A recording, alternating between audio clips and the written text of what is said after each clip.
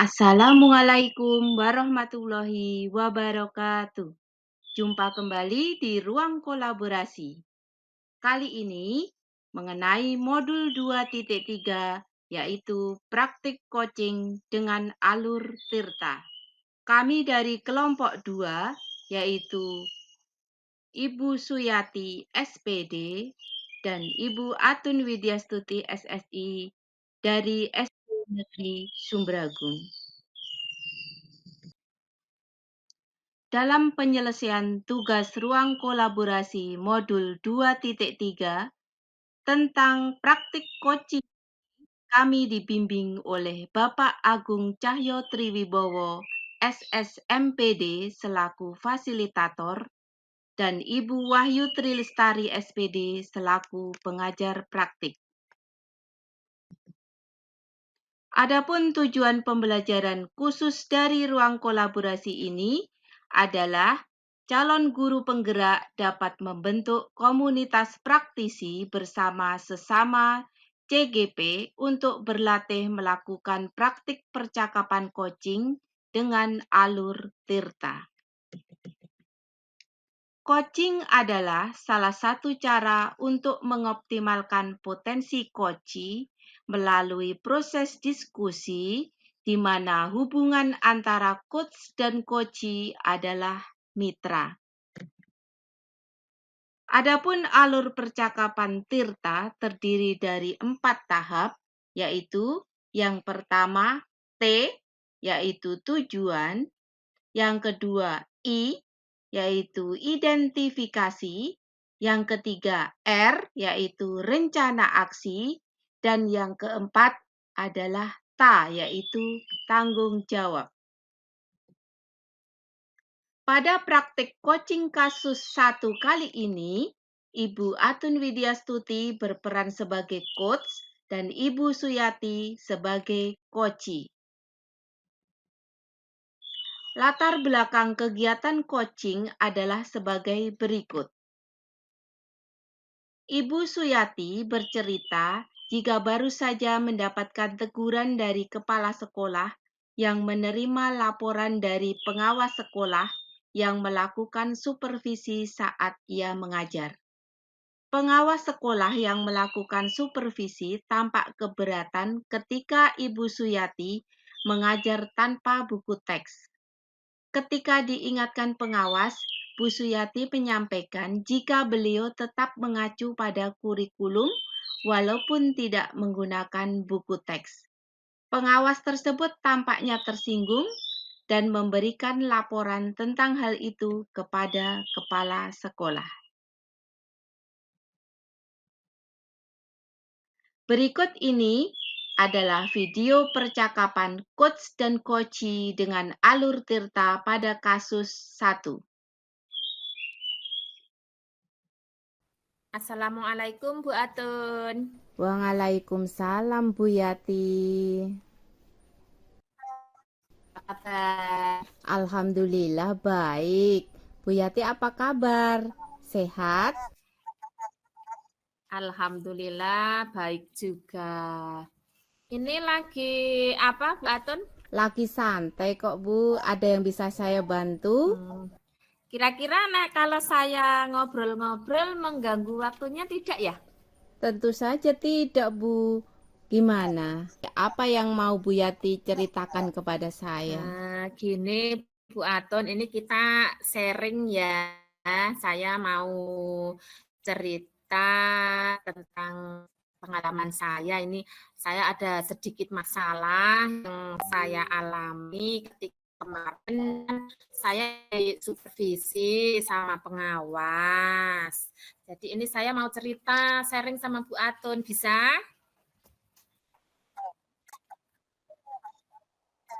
Oke, terima kasih ya sebelumnya. Gini Bu, kemarin kan saya itu baru disupervisi sama pengawas. Terus setelah itu saya mendapat teguran dari kepala sekolah karena pengawasnya itu tadi melapor ke kepala sekolah saya waktu saya mengajar. Nah, saat pengawas melakukan supervisi, Pak Pengawas itu tanpa keberatan saat saya mengajar tanpa menggunakan buku teks. Padahal saya waktu mengajar itu juga sudah menggunakan sumber-sumber yang lain, tapi saya memang tidak memakai buku teks. Nah, waktu itu Pak Pengawas mengingatkan kepada saya harus tetap mengacu pada buku teks walaupun kita menggunakan sumber-sumber yang lain begitu Bu Atun. Nah, saya kan menjelaskan pada Pak Pengawas walaupun saya tidak memakai buku teks, tapi saya juga sudah menggunakan sumber belajar yang lain. Tapi sepertinya Pak Pengawas itu merasa tersinggung Bu Atun tentang apa yang saya lakukan itu. Oh, begitu, Bu. Kira-kira hambatan apa yang menyebabkan Bu Yati tidak menggunakan buku teks?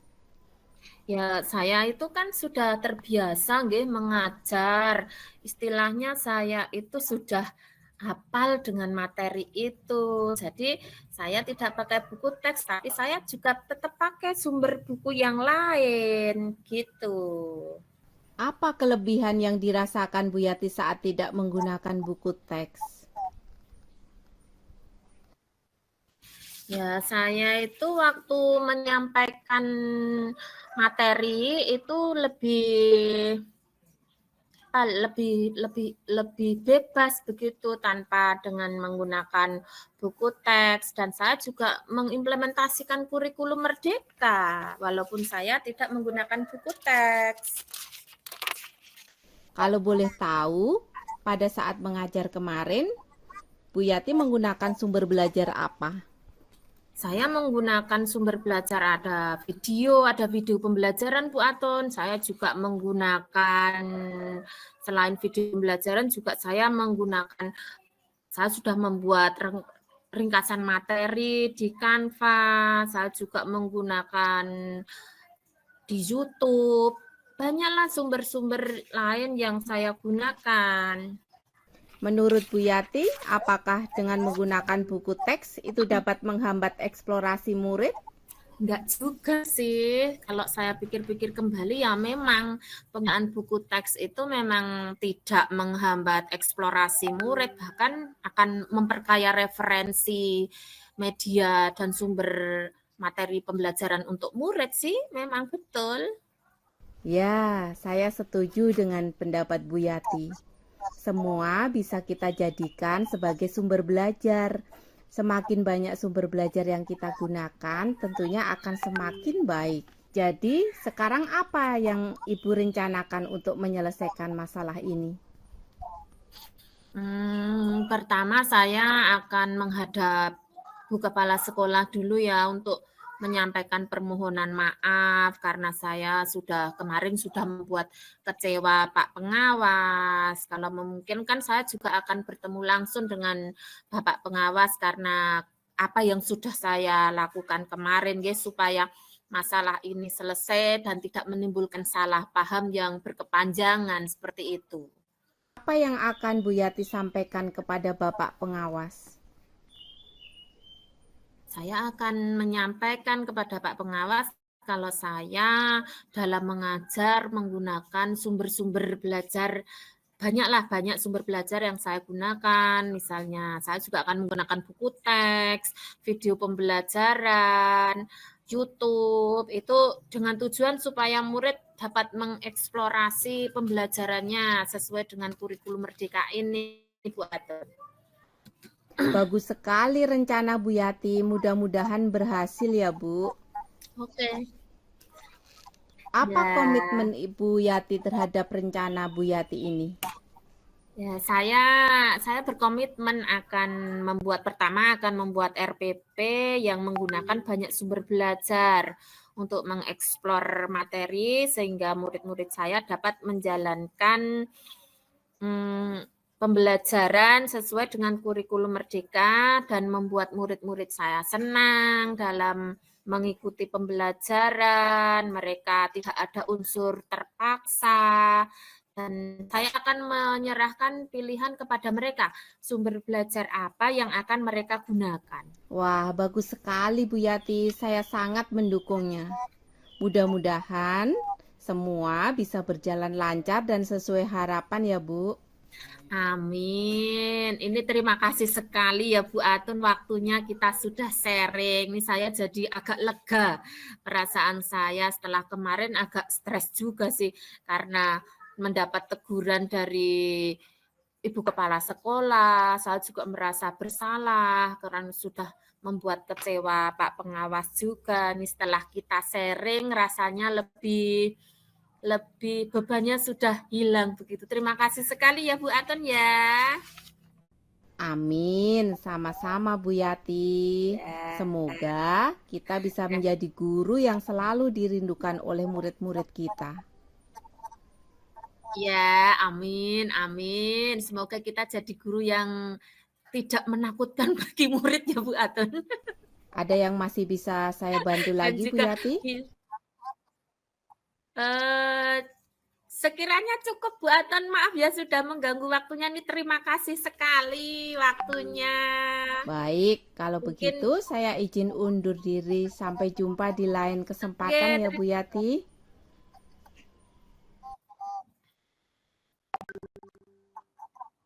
Oke. Ya, Terima kasih. oke. Terima kasih sekali ya Bu Aton ya. Oke, assalamualaikum. Waalaikumsalam. Selanjutnya praktek coaching untuk kasus 2, di mana Ibu Suyati berperan sebagai coach dan Ibu Atun Widyastuti berperan sebagai koci, yaitu berperan sebagai Amel. Adapun latar belakang coaching kasus yang kedua adalah sebagai berikut. Seorang murid bercerita jika dia merasa diperlakukan tidak adil oleh seorang guru. Guru tersebut membuka les privat dan sebagian besar murid di kelas mengikuti les privat tersebut, kecuali murid tersebut. Murid tersebut merasa tidak nyaman ketika guru sering menyindir murid yang tidak mau ikut les privatnya. Bahkan murid tersebut juga merasa bahwa nilai yang diberikan pun tidak adil. Para murid yang mengikuti les guru privat tersebut mendapatkan nilai yang lebih baik daripada murid yang tidak mengikuti les privat.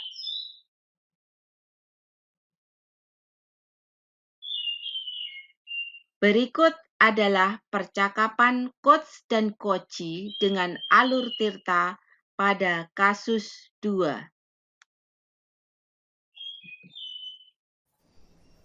Assalamualaikum Bu Yati.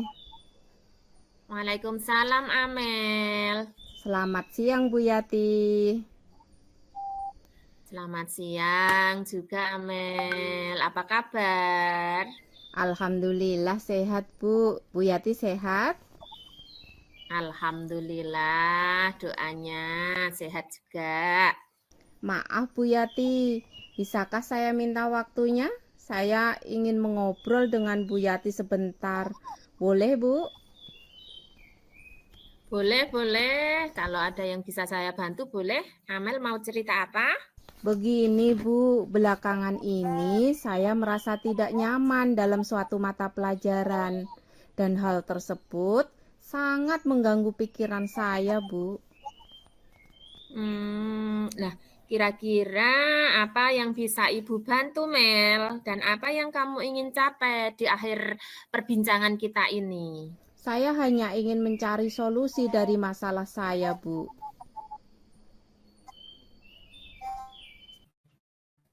Ada lagi? Saya ingin memperbaiki cara belajar saya, Bu, agar mendapatkan nilai yang optimal dan merasa nyaman ketika belajar. Nah, baiklah. Sebelum Amel cerita, Bu Yati tak tanya, apa yang membuat Amel tidak nyaman saat mengikuti mata pelajaran tersebut? Saya bingung, Bu. Saya merasa belakangan ini saya diperlakukan tidak adil oleh seorang guru, Bu, dalam hal pemberian nilai ulangan. Amel merasa diperlakukan tidak adil. Nah, apa yang membuat Amel merasa kok diperlakukan tidak adil? Begini, Bu, guru tersebut membuka les privat di rumah dan sebagian besar murid di kelas mengikuti les privat tersebut, kecuali saya, Bu. Coba sekarang bisa dijelaskan lebih lanjut apa yang membuat Amel merasa tidak adil dengan guru Amel yang membuka les privat tersebut. Saya merasa bahwa nilai yang diberikan tidak adil, Bu. Para murid yang mengikuti les privat tersebut mendapatkan nilai yang lebih besar dari saya, Bu. Mungkin karena saya tidak mengikuti les privat beliau. Selain tentang nilai, apalagi yang membuat Amel merasa tidak nyaman saat mengikuti pelajaran tersebut selain tentang nilai ulangan tadi, Mel? Saya juga merasa tidak nyaman ketika guru sering menyindir murid yang tidak mau ikut les privatnya. Boleh Ibu tahu coba seperti apa Pak Guru itu menyindir Amel? Beliau berkata begini, Bu, anak-anak dapat mengikuti les privat apabila memiliki kesulitan dalam belajar. Seperti itu. Nah, apa yang membebani pikiran Amel setelah guru tersebut mengatakan seperti itu? Saya kan jadi merasa beliau menyindir saya, Bu, karena saya tidak mengikuti les privatnya. Seperti itu rupanya. Iya, Bu, saya kan jadi merasa tidak nyaman. Nah, terus selama ini langkah apa yang sudah kamu lakukan untuk mengobati rasa ingin tahumu tentang hal itu, Mel? Saya menanyakan kepada teman-teman yang mengikuti les privat tersebut, Bu. Apa yang kamu tanyakan sama temanmu itu? Saya bertanya pemahaman mereka tentang materi yang disampaikan setelah mengikuti les privat tersebut. Lalu, apa kata temanmu?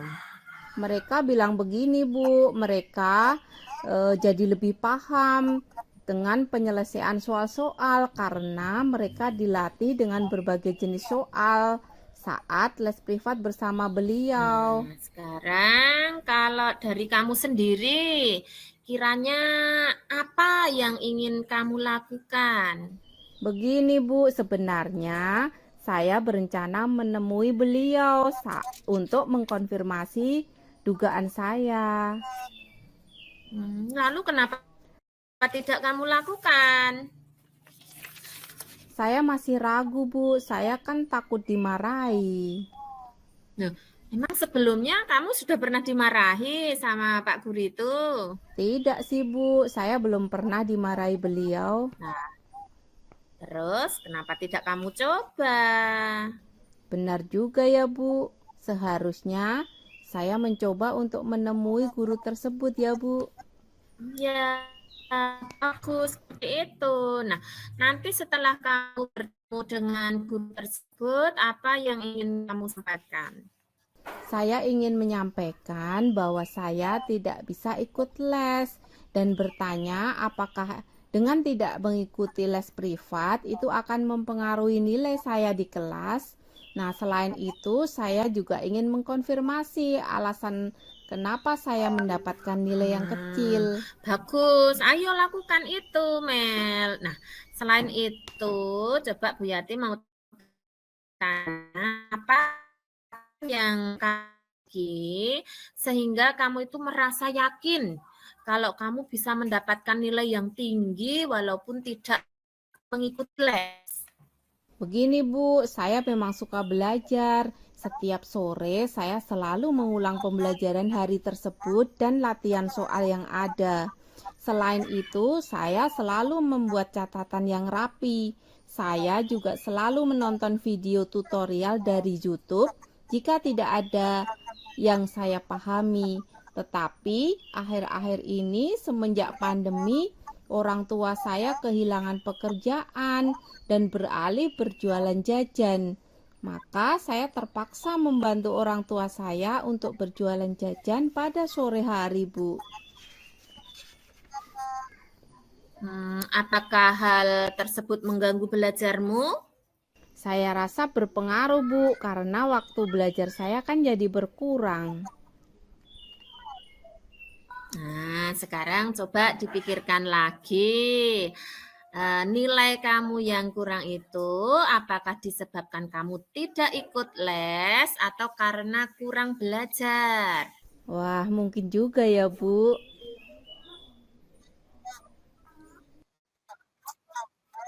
Ya, menurutmu apa yang bisa kamu lakukan? Untuk ikut les, saya nggak mungkin, Bu, karena saya tidak memiliki uang untuk bayar les. Tetapi saya akan meminta bantuan Eka, teman saya, Bu. Dia ikut les dan biasanya dia mau menjelaskan ke saya apa yang belum saya pahami.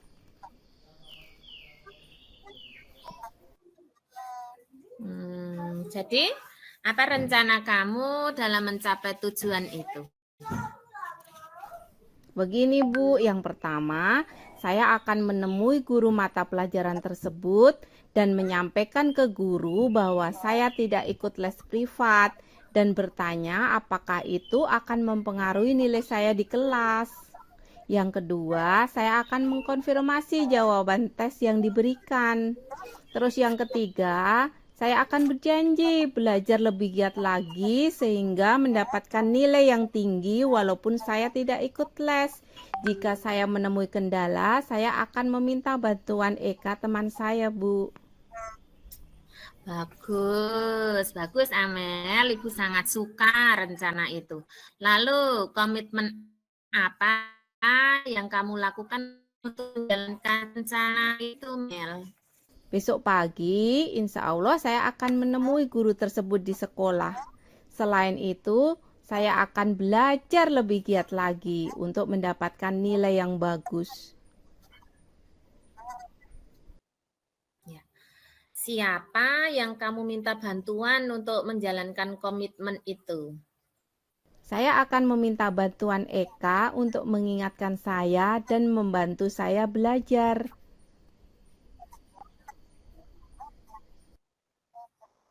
Nah, itu baik kamu lakukan, Amel. Terima kasih ya, Bu, sudah meluangkan waktu untuk mendengarkan cerita saya.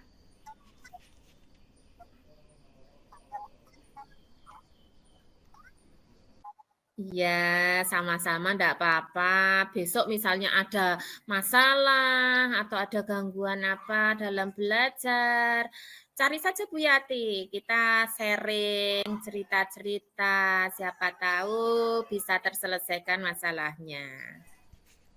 Baik, Bu. Sekali lagi terima kasih ya Bu Yati sudah mengganggu waktu istirahat Ibu. Saya berjanji akan lebih semangat belajar lagi.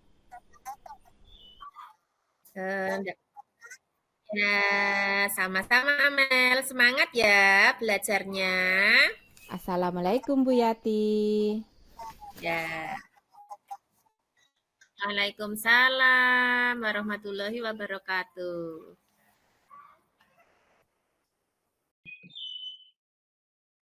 Demikian praktik coaching kami di ruang kolaborasi pada modul 2.3.